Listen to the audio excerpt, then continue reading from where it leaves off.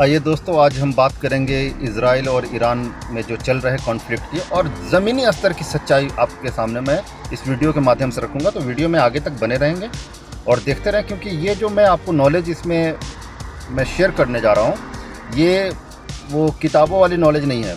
Direct मैं आदमी से बात करने के बाद कलेक्ट की गई नॉलेज आपके साथ शेयर करूँगा।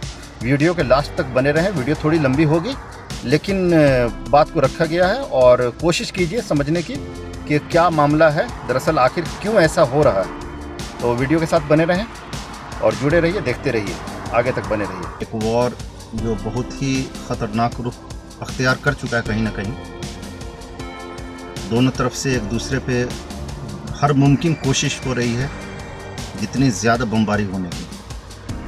इसराइल के पास F-35 जैसे advance 5th generation jet fighters हैं और भी अमेरिका जैसे मुल्कों का सपोर्ट रहा है हमेशा, क्योंकि वो एक नाटो का सदस्य होने के नाते। और अचानक से उस पर हमला करके ईरान पे कहीं ना कहीं युद्ध को बढ़ावा देना या युद्ध की तरफ किसी को इनवाइट करना, ऐसी नौबत आई। रिटेलिएट करके फिर ईरान ने भी जवाबी कार्रवाई की और दरअसल जवाबी कार्रवाई में हुआ कि आपको देख रहे हैं, जैसा कि सभी को ये पता है, क्योंकि ट्विटर हो, फेसबुक हो, यूट्यूब हो और भी सोशल मीडिया हो, हर जगह ये चीज़ें फैली हुई हैं। Even electronics media, print media का ये आज के वक्त में वर्ल्ड का सबसे अहम मुद्दा बना हुआ है।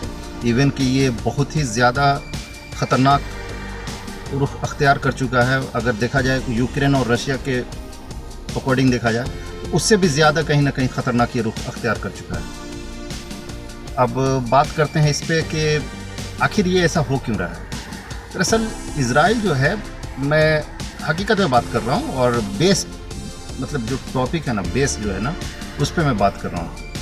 इज़राइल का जो जन्म हुआ आज से, वो और पाकिस्तान लगभग 1 साल आगे पीछे वजूद में आए। दोनों कंट्रीज दोनों एक साथ ही 1 साल के आगे पीछे, 1 साल छोटा बड़ा है दोनों एक दूसरे से। और जिस तरह से अंग्रेज़ों की चाल थी पाकिस्तान को एक नया मुल्क की शक्ल देना, उसी तरह अंग्रेज़ों की ही ये चाल थी कि जर्मनी से यहूदियों को ला करके फोर्सली मतलब फ़िलिस्तीन में बसाना, और फोर्सफुली उसको बसाया गया। और उस वक्त एक होस्ट के तौर पे आए थे, मतलब इस तरह पे गेस्ट के तौर पे आए थे, बल्कि गेस्ट के तौर पे आए थे। होस्ट तो फ़िलिस्तीन था, लेकिन धीरे धीरे वक्त बदला और उसी के चंद दिनों के बाद, क्योंकि कुछ लोगों ने उस वक्त विरोध हुआ, तो मैं ये प्रैक्टिकल आपको बात बता रहा हूँ कि और जब वो आए इस मुल्क में, फ़िलिस्तीन में आए थे, तो उस वक्त क्या हुआ था? उस वक्त ये हुआ था कि फोर्सली बसाया गया इन्हें, अंग्रेज़ों ने बसवाया। क्योंकि उस वक्त इन लोगों की हालत मतलब इस तरह के नहीं थे कि ज़बानी विरोध कर सकते थे, लेकिन उस तरह का विरोध नहीं दर्ज करा सकते थे जिस तरह का मतलब कोई मुल्क जैसे अपना भारत जब बंटवारा हुआ, तो उस वक्त जिस हद तक स्ट्रॉन्ग था भारत, उस तरह के इनके हालात नहीं थे। अब रही बात कि ये लोग जब उस मुल्क में आके बसें, तो इनके लिए फितरतन जो है ना, मैं यहाँ पे अगर मेरे आप पूरे वीडियो को देखिएगा तो कुल मिला के आपको एक ही चीज़ फाइंड आउट होगा कि इसमें इज़राइल की असलियत, यानी कि उसकी सच्चाई को मैं बयान करूँगा। हो सकता है मेरे हर कमेंट में आपको लगे कि इज़राइल के अगेंस्ट है मेरा वीडियो, ये तो हो सकता है, क्योंकि हकीकत बयान करना अगर खिलाफत है तो बेशक कोई मुश्किल की बात नहीं है। तो उसी तरह से क्या हुआ कि इज़राइल दरअसल जब वजूद में आया, तो उसके बाद से जिस फ़लस्तीन ने जगह दिया, क्योंकि कुछ लोग राजी थे कि ठीक है यार, इंसान है, 60 लाख यहूदियों को हिटलर ने मार दिया, तो इंसानियत भी एक चीज़ होती है। उस बिहाफ पे उसको जगह दी गई और ये बसने के बाद ये उन्हीं पे वापस जहाँ ये बसे ना, ये अपने आजू बाजू वालों पे ही ये जुल्म करना शुरू कर दी। यानी कि ये मेरा है, इतना पे मैं रहूँगा, इतना पे। आज आप देख रहे हो जो फ़लस्तीन 1949-50 तक इनको मतलब ये चंद लोग आए थे, ऐसा नहीं कि बहुत बड़ी आबादी आई हो, ऐसा बिल्कुल नहीं है। उस वक्त में तत्कालीन तौर पे ये तकरीबन कह ले कि 30 या 40 हज़ार या 50 हज़ार के अनकरीब आए हुए थे। उस वक्त की आबादी इनकी मैक्सिमम यही थी, जो उस वक्त गेस्ट के तौर पे आए थे, मतलब रिफ्यूजी के तौर पे आए थे फ़लस्तीन में। आज इनकी आबादी ठीक ठाक है, 1 मिलियन से ज़्यादा यानी 10-15 लाख के आसपास की है। और उसी फ़लस्तीनियों को ये फिर मारने लगे।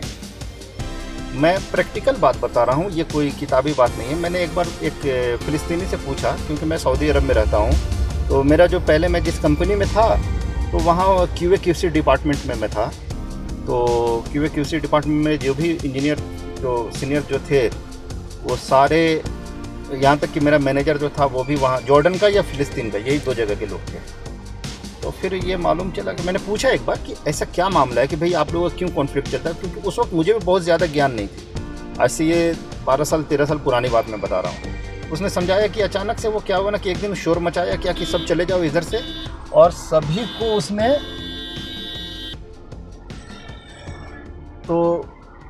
उसने बताया एक बात कि ऐसा है कि आपको, जब उन लोगों ने एक बार शोर मचाया कि आप लोग थोड़ा साइड हो जाओ या चले जाओ, एकदम से जगह खाली करवा दिया कि कुछ बड़ा होने वाला है, कुछ बम्बार्टमेंट होने वाली है, ऐसे मुश्किल, मतलब इस तरह से मैनिपुलेट कर दिया है एक बड़ी आबादी को कि वो लोग, अब जैसे हर आदमी का एक जगह का, अगर एक ज़िले का आदमी है तो दूसरे ज़िले में रिश्तेदार होते हैं उसके, दूसरे कस्बे में उसके रिश्तेदार होते हैं, तो एक तरफ से छोड़ खाली कर करके दूसरे तरफ लोग चले आए। 3 दिन का वक्त लिया और 3 दिन में एकदम से, मतलब एक ठीक ठाक आबादी जितना में उनको जगह दी गई थी ना, उससे बहुत ज़्यादा मल्टीप्लाई कर दिया जाए तो उतना वो कब्ज़ा कर लिया। और उसके पीछे हाथ किसका था? तो ब्रिटेन का था, क्योंकि ब्रिटेन पूरी दुनिया में उस वक्त शासन में था। अमेरिका और ब्रिटेन की देन है ये लोग, फोर्सफुली करके बनाया। और आज वो धीरे धीरे करते करते वो उनकी ये आदत हो गई हुई है कि गज़ा पट्टी जो है ना, एक स्ट्रिप, गज़ा स्ट्रिप है ना, वो दुनिया का वो एक जगह नहीं है बल्कि एक जेल है। 3 साइड अगर देखा जाए तो एक साइड तो समंदर है, एक साइड समंदर है और 2 साइड मतलब इजराइल ने कब्जा उस बैन कर रखा, मतलब पूरा बाउंड्री कर रखा है। एक साइड इजिप्ट ने बाउंड्री कर रखा है। छोटा सा स्पेस है। एक हमारे आपके जैसे किसी एक राज्य का एक छोटा सा जिला का उदाहरण ले लीजिए, उससे भी छोटा जगह उसके पास है। आप गजा स्ट्रिप को जब देखेंगे मैप पे, और उसका दूसरा हिस्सा किधर दिया? West Bank. वो भी फ़लस्तीन है लेकिन उसका नाम वेस्ट बैंक रख दिया। वो लोग मान्यता देने को तैयार नहीं। तो ये लड़ाई जो दरअसल है ये फ़लस्तीनियों की हक़ की लड़ाई है। आप किसी के घर में आकर के आप पहले गेस्ट होकर बन के आएँ और बाद में आप होस्ट बनना शुरू कर दें, या फिर आप कह लें कि आप वहाँ दादागिरी करें सिर्फ इसलिए कि हाँ आपके साथ कोई बाहुबल है, तो ये तो कहीं से भी उचित नहीं है ना। हमारे कश्मीर अगर कोई गलती से मतलब बेईमानी से कब्ज़े में ले लिया है, POK जिसको कहते हैं, और वो अगर सोचे कि नहीं वो मेरा ही है, तो ये अच्छी बात नहीं है। जो हमारा है वो हमें वापस होना चाहिए, जो हमारा है वो हमें तो वापस होना चाहिए, जो जिसका है उसको मिलना चाहिए। अगर कोई बेईमानी से उसको कब्ज़ा कर लेता है तो ये, और डे बाय डे आज ईरान मिसाइलें मार रहा है, इतना बेतुका मार रहा है कि त्राहिमाम फैला हुआ पूरे इजराइल में। उसकी बड़ी वजह यह है क्योंकि ईरान जैसे मुल्क पे इसी US ने यानी कि सैंक्शन लगा रखे हैं लास्ट 1980 के बाद से। 1979 में वहाँ चीज़ें बदली, उसके बाद से 1980s के बाद से हर साल दर साल सैंक्शंस बढ़ते गए, उसकी मुश्किलात बढ़ते गए। लेकिन एक बात तो उसको क्या हुआ ना कि अभी ईरान पे इतने सैंक्शंस लगाए हैं उसने कि कमज़ोर करने के लिए। और ऐसा भारत के साथ भी हुआ था। जब भारत ने परमाणु टेस्ट किया था ना, तो उससे पहले जब, क्योंकि एक दिन में तो होने वाली चीज़ है नहीं, वो आप जब हिस्ट्री खंगालेंगे तो 1970 का दशक चल रहा था। उस डिकेड में इंदिरा गांधी ने भी कोशिश किया, और शायद वही एक कोशिश थी कि जिसकी वजह से प्रोग्राम कंटिन्यू रह सका। उस वक्त सक्सेस नहीं हो पाया क्योंकि जो यूरेनियम उसमें यूज़ होता है वो उसका इनरिच पावर जो है ना वो उतना नहीं था जितनी आवश्यकता पड़ती है एक एटम बम के लिए।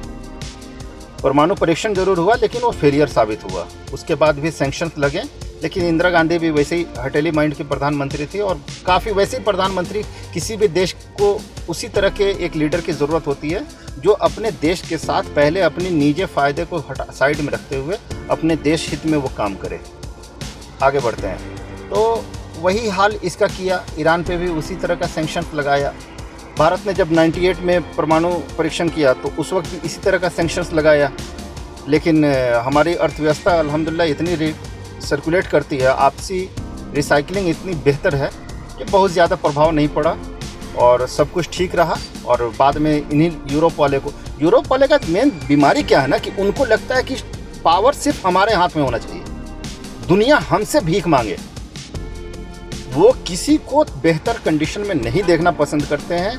उनके जहन में एक बात रहती है कि दुनिया हमसे भीख मांगे, मैं ही हूँ सर्वे सर्वा और मैं ही रहना चाहता हूँ। वो अमेरिका हो, यूरोप के कंट्रीज़ हो, जो नाटो ट्रीटी जो बना हुआ है, NATO North Atlantic Treaty Organization, जिसमें 30 कंट्रीज़ हैं, उनका आपसी मुआहदा ये है, उनके आपसी इस तरह का करार है कि अगर हम 30 में से किसी एक पर भी किसी बाहरी 31वें देश ने हमला किया तो बाकी 30 मिलकर उन सब मारेंगे। तो उसके लिए एक फ़ंड हर साल रिलीज़ होती है, हर जो नाटो के सदस्य मुल्क हैं, और उसके बाद से उसको दिया जाता है पैसे, और सबके फ़ौज से कुछ कुछ क्वांटिटीज़ मिलती हैं, और मिलने के बाद फिर इस तरह का उनका एक रणनीति है जो नाटो के बारे में जो बेहतर जानते होंगे। इसी आधार पे अभी ईरान है, ईरान अपने चक्कर में है लगा हुआ है कि हम किसी भी तरह से एटॉमिक पावर बने। शायद वो बन चुका है, और इस चीज़ को उसने, क्योंकि जिस हिम्मत से वो बम्बार्डमेंट कर रहा है इजराइल के ऊपर, उतनी डेयरिंग इससे पहले कभी किसी ने नहीं दिखाई। और ये अभी जो इजराइल ने जो अचानक से उसके ऊपर जो किया था ना, आज से हफ्ता दिन पहले जो किया था, ब्लैक फ्राइडे को जो किया था रात में, उसके ऊपर एयर स्ट्राइक करके उसको पहले चुनौती दिया ईरान ने। फिर तो संडे से प्रोग्राम शुरू किया ईरान ने, वापस जो जवाबी कार्रवाई ईरान ने संडे से शुरू किया था। तो ये लड़ाई ही इसी बात की है कि हमें जो चाहिए वो चाहिए, इस बात की। अब उन लोगों का कहना है कि नहीं, किसी भी हाल में, वो तो किसी को भी नहीं चाहते। वो यूरोप वाले का एक ही मिजाज है कि बस पावरफुल मैं रहूं, बाकी लोग हमसे भीख मांगें, हम जब चाहें उन्हें धमकाएं। आज देख लीजिए, परमाणु बम मारा किस पे? जापान पे मारा। जापान जो कि दुनिया की तीसरी बड़ी अर्थव्यवस्था है, वैसा मुल्क, उसको अभी के टाइम में चौथी हो गई, क्योंकि भारत अभी जस्ट उससे आगे आया है। और वहाँ उसका क्या बोलते हैं उसको, जैसे उसका मतलब काफ़ी स्ट्रॉन्ग कंट्रीज़ है। बावजूद टेक्निकल के मामले में जापान तो दुनिया बेहतर जानती है, वो दुनिया से हमेशा 20 साल 25 साल आगे रहता है। वो जिस वक्त में जीता है ना, जब दुनिया वहाँ मेहनत करके रिसर्च करके जहाँ पे वो पहुँचती है ना, वहाँ पे उस वक्त में उससे 20 साल पहले वो जी रहा होता है। जब हम लोग जहाँ पहुँचेंगे 20 साल के बाद, जो चीज़ें फैसिलिटीज़ उठाएंगे वो आज उठा रहा होता है, वहाँ कॉमन होती है, गली कुचियों में लोग इस्तेमाल कर रहे होते हैं। तो जापान वैसे कंट्रीज को उसने परमाणु बम मार के बाद एक ट्रीटी ये साइन करवाया, और साइन करवाने के बाद हुआ कि हम तुम्हारी सुरक्षा की जिम्मेदारी हम ये है कि तुम कभी फोर्स नहीं रखोगे। उस वक्त मरता क्या न करता, उस वक्त के लोगों ने करार कर दिया। आज भी जापान के पास अपनी सेना नहीं है, अपनी सेना न, पैसा हो जाना बड़ी बात नहीं है, उसकी सुरक्षा की गारंटी किसके पल्ले है? अमेरिका के पल्ले। क्यों? अमेरिका वहाँ रहेगा, अमेरिका हर जगह रहेगा। यूरोप, फ्रांस का हम लोग आज भी जानते हैं कि दुनिया में ब्रिटेन जो शासन कर रखा है, तो जिस शासन के बदौलत उसने किया था कि उसके शासन में कभी सूरज नहीं डूबता था। क्यों? उसने पश्चिम से लेकर पूरब तक पूरा ये कर रखा था, कब्जा बना रखा था। न्यूजीलैंड से शुरू होता था अमेरिका तक में, तो कहीं ना कहीं इस तरह का था। तो आज कहीं ना कहीं वही मेंटेलिटी हमेशा इन लोगों की आज तक बदली नहीं है। कई ऐसे भारत में ही कई ऐसे ये रहे हैं, जब अंग्रेजी भी राज करते थे, और पुर्तगालीज भी थे, फ्रांसीसीज भी थे। तो इन लोगों ने इस तरह से करके हमें कॉलोनी बना रखा था। हर मुल्क, पूरी दुनिया को इन लोगों ने कॉलोनी समझ रखा है, और आज भी उसी भाव से जीते हैं। तो जो गुलाम मानसिकता के होते हैं वो तो एक्सेप्ट कर लेते हैं, लेकिन जो आज़ाद ख्याल के होते हैं वो बिल्कुल एक्सेप्ट नहीं करते हैं। और ये हक है कि कभी भी उनकी हम कोई क्यों गुलामी एक्सेप्ट करे। भाई, सभी को इज्जत से जीने का अधिकार है। हर देश, पूरी दुनिया के हर एक फर्द को इज्जत से जीने का अधिकार है। और उन लोगों का यही मानसिकता था, और उस पर अभी वो, और ईरान का है तो ईरान पूरी तरह से जवाबी कार्रवाई धमाकेदार तरीके से कर रहा है, आए दिन उस पर ये कर रहा है। और ईरान का किला भेदना अमेरिका हो या इजराइल के लिए इतना आसान नहीं है। वो जान रहे हैं इस बात को, वो इस बात को बेहतर समझ रहे हैं। वो अफ़गानिस्तान या ताइवान, वो वियतनाम नहीं है, वियतनाम के ऐसे मुल्क को सिर्फ अपने निजी मुफाद के लिए, अपने आप मतलब खुद के फ़ायदे के लिए, अपना वर्चस्व जमाने के लिए 27 करोड़ बम गिराया था अमेरिका ने इसके वियतनाम में। हम लोग अब वियतनाम को जानना शुरू किए हैं, चंद सालों से जब लोग यंग जनरेशन जानना शुरू की है। उस वियतनाम को 27 करोड़ बम वहाँ गिराया था। और दूसरी बात ये रहे क्योंकि वहाँ, लेकिन वहाँ भी उसको बैकफुट पे आना पड़ा। अफ़गानिस्तान में 2001 से कार्यक्रम शुरू किया तो 2020 तक उसको 21 तक लड़ाई लड़नी पड़ी। अंततः उसको वापस भागना पड़ा अमेरिका को वहाँ से हार के। तो इस तरह की इनकी रणनीति होती है। ये जब जिसको मारना होता ना, तो उसके खिलाफ पहले 10 साल 15 साल से पहले से ये अपने मीडिया के माध्यम से उसके खिलाफ एक माहौल बनाते हैं पूरी दुनिया में। वो तो ऐसे कर देगा तो वैसे हो जाएगा, वैसे कर देगा तो वैसे हो जाएगा। भारत के खिलाफ भी यही माहौल बना था ना। सैंक्शंस कुछ जो 90s के दशक में जो लगे थे शुरू में, यही माहौल, क्योंकि उनकी जांच एजेंसियां जो है ना, उनका जो CIA है, खुफिया विभाग, वो हर जगह, मोसाद हो या ये, हर जगह सबके सब जगह होते हैं। लेकिन ये दोनों का था नज़रिया कि किसी भी, आज बहुत लोगों को आप देख रहे होंगे कि बहुत लोग एकदम इजराइल के पक्ष में बातें कर रहे हैं। क्यों? क्योंकि वो लग रहा है नहीं, वो कभी वो लोग किसी के सगे नहीं होते हैं, वो किसी के सगे नहीं होते हैं। उनकी फितरत में यही बात रही है कि वो कभी किसी के सगे नहीं हो पाए हैं। और उस पे क्या है ना कि अगर आप उसको इस तरह से बेहतर समझते हो तो ये कतई मुमकिन नहीं है। वो अपने निजी मुफाद के लिए आपसे जुड़े रहेंगे। जिस दिन उनका अपना फ़ायदा ख़त्म होगा, आप उनके लिए बुरे थे, बुरे हैं, बुरे ही रहेंगे। इस तरह की मानसिकता को वो लेके चलते हैं। और अभी तो ईरान बहुत ज़्यादा ज़बरदस्त कार्रवाई कर रहा है वापसी। हालांकि ईरान के लिए बहुत आसान नहीं है, क्योंकि ईरान जिस तरह से दूर है ना, तकरीबन 1800 किलोमीटर एक दूसरे के बॉर्डर से दूरी है। बीच में 2-3 कंट्रीज़ आते हैं, जॉर्डन आता है, इराक आता है, सीरिया आता है। तो इस तरह से बीच में उसके पास सहूलत क्या है ना, टेक्नोलॉजी। ईरान के पास फाइटर के नाम पे 90-70 के ही कबाड़े पड़े हुए हैं। जैसे हमारे पास सुखोई हो गया या हाँ सुखोई है, उस तरह से उसके पास पुराने ही सारे पड़े हुए हैं। तो हमारे पास मिराज है 1970 के दशक का है, उसी तरह उसके पुराने। लेकिन जिस सैंक्शन जब ईरान पे लगा ना, तो ईरान ने इतनी मिसाइलें अपने पास बनाई हैं, और ईरान ने इस चीज़ पे ज़्यादा तरजीह दिया। और इससे सभी को सीखना चाहिए। ईरान जैसा मुल्क, इतने सैंक्शंस, इतने प्रतिबंध, और वो इतने प्रतिबंध के बाद, अंतर्राष्ट्रीय प्रतिबंधों के बाद, उस बंदे ने, उस मुल्क ने इतना बेहतरीन काम किया। आज उसके काम दिख रहे हैं।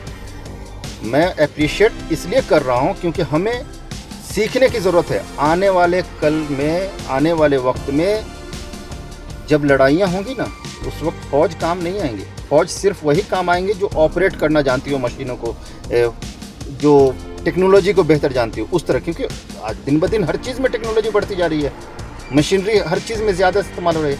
आने वाला जो लड़ाई होगा ना, वो ड्रोन का होने वाला है। आने वाली लड़ाई जो होंगी, वो फ़ौज पिस्टल और मशीन गन और 47 लेके और राइफ़ल लेके नहीं जाएंगे। वो सारी लड़ाइयाँ इन्हीं चीज़ों की होंगी, टेक्नोलॉजी की लड़ाई होंगी। तो इस पे विचार करने का, और हमारे भी मुल्क में इस पे ज़्यादा पूरा जोर दे करके काम करने की ज़रूरत है। और बिल्कुल किया जा सकता है यार, हम लोग भी कम नहीं, हम तो दुनिया में जा कर के दूसरे मुल्कों को हम लोग काम करके देते हैं। अच्छे टेक्नोलॉजी, वो नासा हो या बड़ी मुश्किलात काम हमारे मुल्क के लोग, हमारे मुल्क के वैज्ञानिक जाके करते हैं, अमेरिका हो या दिगर और जगह पे हो। ये इजराइल ही जो कूदता है, किसके दम पे कूदता है? वहाँ PDF, जैसे इजराइल में क्या ना, हमारे यहाँ कोर्स होता है PhD के बाद इजराइल ऑफर देता है सिलेक्टिव, जो टॉप अच्छे क्वालिटी के जो स्टूडेंट होते हैं ना, उनको कहता है कि तुम हमारे यहाँ के PDF पढ़ो। PhD का मतलब वो कोई एक सब्जेक्ट में पढ़ाई करके कलेक्ट कर लेना नॉलेज, और PDF में होता है ना कि आप प्रैक्टिकल करने का मौका देता है, उसके लिए वो एक ठीक ठाक सैलरी देता है। लगभग अगर इंडियन करेंसी में कहा जाए तो आई थिंक 3-4 लाख रुपए सैलरी देता है, और उन बेहतरीन स्टूडेंट के पढ़ाई का भरपूर फ़ायदा वो लेता है। तो हम लोगों को भी चाहिए कि हम लोग अपने मुल्क में भी इस तरह की चीज़ों पे ध्यान दें, ताकि, क्योंकि आने वाली लड़ाई आप तादाद से नहीं लड़ सकते हैं, आपके पास सामान कितना है, हथियार कितना है। उसने ईरान, जो दरअसल इतना बहुत बड़ा मुल्क है ईरान में अपने आप में, और उसका क्या है ना कि वो बीच में ऐसे भी कई उसके जोन हैं जो सिर्फ पहाड़ ही है, 50-50 किलोमीटर पहाड़ है। एक पहाड़ अगर शुरू हो रहा है ना तो मतलब एक खत्म हो रहा शुरू हो रहा है, ऐसा है ना, वो जिस पहाड़ ही है। उसने एक काम क्या किया ना ईरान ने कि पूरे पहाड़ को नीचे से खोद दिया, जैसे चूहा कैसे ज़मीनों को खोदता है, अनाज वाली ज़मीन को अंदर खोद देता है, सुरंग बना लेता है, पूरा ऐसे एक ये बना लेता है, उसमें अपना रास्ता बना लेता है। ईरान ने वही सेम काम किया है, क्योंकि उसको मालूम था कि मेरा सबसे महफूज जगह ये होगा। हम खुले में रखेंगे या हम कंक्रीट बंकर बना के रखेंगे, कोई फ़ायदा नहीं होगा। उसके पास मिसाइलें हैं कि वो हमें मार, उसने पूरा इसमें किया और एक मिसाइल सिटी जैसा बना दिया है पूरा उसमें। इतनी क्यों आप उस पर अब उसने पूरा मिसाइल सिटी तैयार कर रखा है, क्योंकि इसे मालूम था कि अगर मुझे जब भी हमला होगा तो ये मेरे, क्योंकि एक बार जो 6 डे वॉर का आप लोग नाम सुनते होंगे कभी, कि एक बार अरब मुल्कों में इजराइल ने 6 डे वॉर हुआ था, वो 6 दिन में पूरे अरब मुल्कों को निपटा दिया था।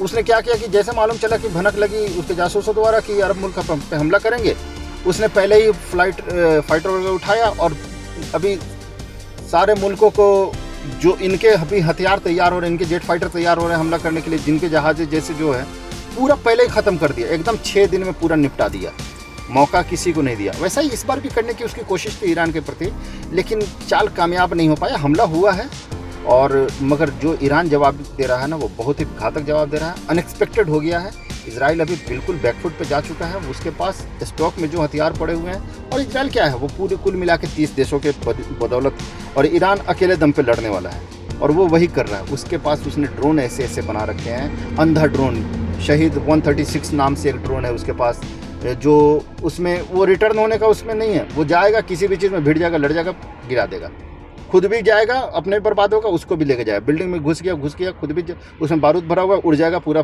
फ्लोर का फ्लोर और पूरी बिल्डिंग की बिल्डिंग उड़ा देगा। और मिसाइलें अभी के टाइम में बहुत सारी उसने डेवलप कर ली है।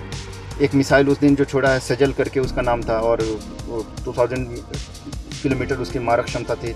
और इस तरह से तो हम लोगों के भी मुल्क को चाहिए कि इस तरह का, अभी आप एक नया चीज़ देखोगे कि ईरान एक क्लस्टर बम का इस्तेमाल कर रहा है। क्लस्टर बम वो है जो आयरन डोम का जो हवा चलता है, कि इजराइल के पास तो बहुत हाई लेयर सिक्योरिटी है, कि 4th layer 5th layer security है, उसके पास सिक्योरिटी है, लेकिन वैसा कुछ नहीं साबित हो रहा है। जहाँ मर्जी हो रहा है वहाँ ईरान मार रहा है, क्योंकि क्लस्टर बम लेके जा रहा है। वो क्या करता है, क्लस्टर बम क्या है ना कि एक बम होता है बहुत बड़े आकार का, उसके अंदर छोटे छोटे बम भरे, वो जैसे अपने टारगेट के सामने पहुँचेगा कि अब मुझे यहाँ पे बम्बार्टमेंट करना है, बॉक्स उसके खुलते जाएंगे और 10-20 बम, 20 बम, 25 बम, 50 बम गिरते जाएंगे।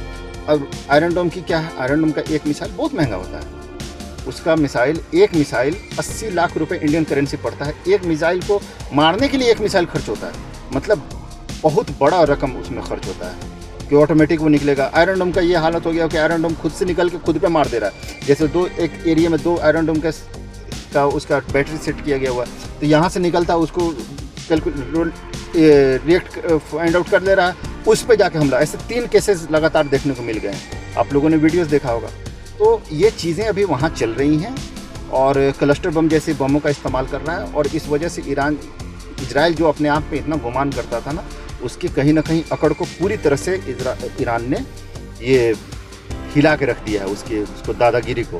क्योंकि वो इधर का गुंडा बना, मतलब मिडिल ईस्ट का जो है ना, वो गुंडा बनने की कोशिश बनता भी है। अब वो कभी हम लोग से तो नहीं भिड़ेगा, इंडिया से तो उसकी औकात नहीं है भिड़ने की, क्योंकि जान रहा है कि भैया, क्योंकि भाई तुम, वो कहावत है कि तुम कुछ भी हो सकते हो, हमारे बराबर के नहीं हो सकते हो।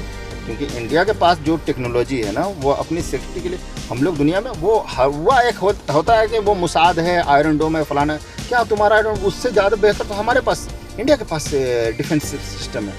आपको उसमें आकाश हो गया, S-400 का यूज़ हो रहा था, और भी कई ऐसे जो 2-3 एयर डिफेंस सिस्टम है वो बेहतर, आयरन डोम से लाख गुने ज़्यादा बेहतर परफॉर्म किया है इस बार, लाख गुने, क्योंकि हमारे भी चंद महीने पहले, अभी महीने 1.5 महीने पहले लड़ाई चल रही थी पाकिस्तान से, तो उसमें अच्छा परफॉर्मेंस दिया है।